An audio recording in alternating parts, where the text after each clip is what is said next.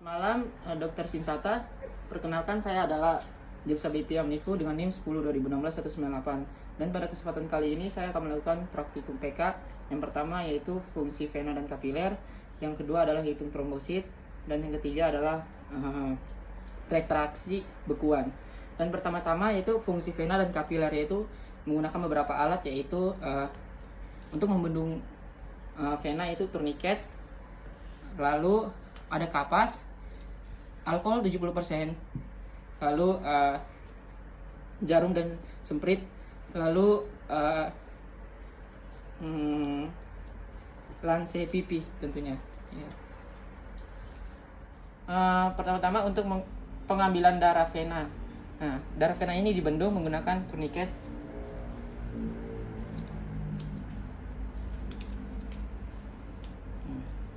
Setelah dibendung, kita cari vena mediana cubitinnya. Sudah ketemu, lalu kita bersihkan dengan kapas menggunakan alkohol 70%.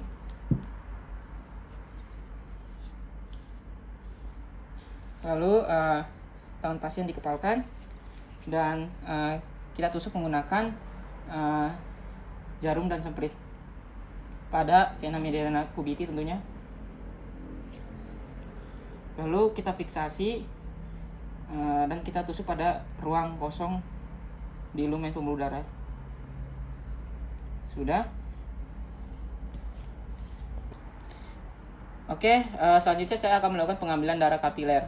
Nah, Bapak yang rileks ya. Dan pertama-tama saya akan mengambilkan darah kapiler, yaitu bisa diambil di jari 3 dan keempat. Dan saya akan mengambil di jari yang ketiga. Yang pertama saya akan membersihkan dahulu jari ketiga Bapak dengan dengan menggunakan kapas dengan alkohol 70%.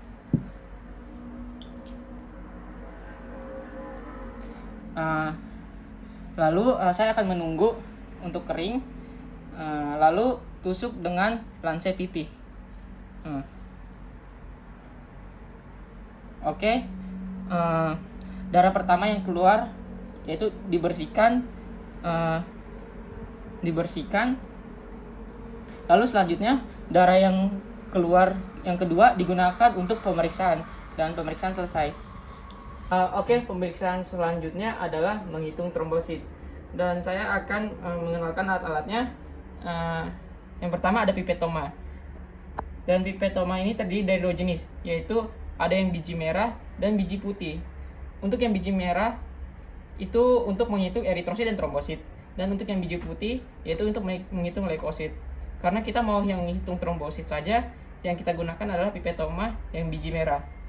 Dan pertama-tama kita ambil spesimen yang mau diuji, yaitu trombosit, lalu dihisap sampai batas 0,5. Lalu selanjutnya digunakan reagen amonium oksalat. Kenapa amonium oksalat? Karena dapat meriliskan eritrosit.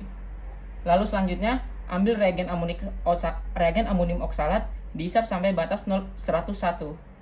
Dan setelah itu, karena kita menggunakan batas 0,5, artinya digunakan pengenceran 200 kali. Lalu selanjutnya ambil hemositometer.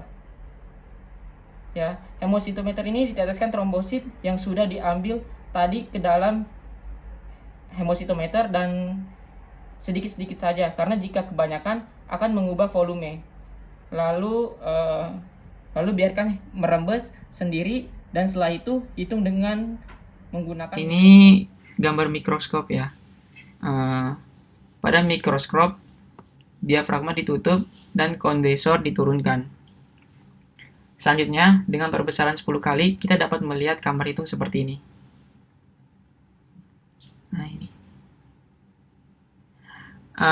Di sini terlihat ada kotak besar, namun kita fokus yang ke tengahnya aja nih, kotak yang tengah.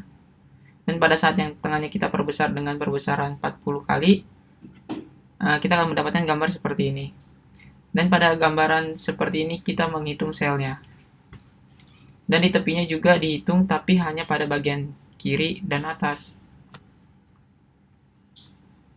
Nah, pada bagian kiri dan atas. Dan setelah dihitung dengan preparat seperti ini, didapatkan sekitar 30 sel. Sekarang yang dilakukan adalah menghitung luas dari kotak ini dengan rumus 5 kali 1/5, dan hasilnya adalah 0,2. Berikutnya kita menghitung volume dengan rumus luas kali tinggi. Tingginya itu sekitar 0,1, maka didapatkan 0,02. Lanjut, kita akan mencari faktor dengan menggunakan rumus 1 per V dikali pengenceran. Dan tadi kita telah menggunakan 0,5 jadi pengencerannya itu. Jadi pengencerannya itu adalah 200 kali, sehingga 1 per 0,02 dikali 500 sama dengan 10.000. Nah, selnya itu didapatkan sekitar 30 sel. Nah, untuk mendapatkan nilai trombosit yaitu dengan cara 30 sel dikali faktornya tadi 10.000 sama dengan 300.000. Nilai trombosit normal berada pada kisaran 150.000 sampai 400.000. Jadi kesimpulannya adalah hitungan tersebut masuk dalam kategori normal. Selanjutnya, saya akan melakukan pemeriksaan retraksi bekuan. Saya akan mengenalkan beberapa alatnya. Yang pertama adalah semprit yang diisi dengan trombosit, lalu sentrifuge berskala dengan lidi, lalu ada sentrifuge yang kedua, dan terakhir adalah mesin sentrifuge. Nah, pertama-tama saya akan mengambil semprit yang diisi dengan trombosit, lalu saya akan membuka jarumnya. Kenapa saya membuka jarumnya? Karena jika tidak dibuka jarumnya akan berisiko untuk melisiskan. Lalu kita masukkan ke dalam alat sentrifuge berskala ini, lalu kita tutup dan tunggu sekitar 3 jam. Ya, kita tunggu sekitar 3 jam, dan setelah itu kita ambil lidi yang sudah kita masukkan tadi, dan akan terlihat bekuan. Ya, akan terlihat bekuan, dan jika bekuan bisa diangkat, maka bekuannya itu tidak rapuh, dan kita lihat konsistensinya kenyal. Dan setelah itu kita simpan bekuannya, lalu kita lihat di alat sentrifuge berskala. Ya, dari 5 ml dari 5 mm dan menjadi sekitar 3 ml. Lalu kita masukkan ke dalam mesin sentrifuge. Kita tunggu setelah itu, dan kita lihat bahwa terdapat bekuan sekitar 1 cc. Nah, lalu dari bekuan 1 cc itu kita melihat serumnya itu tersisa 2 ml. Berarti untuk menghitung persenannya yaitu 2/5 dikali 100%, yaitu sekitar 40%, dan konsistensinya adalah kenyal.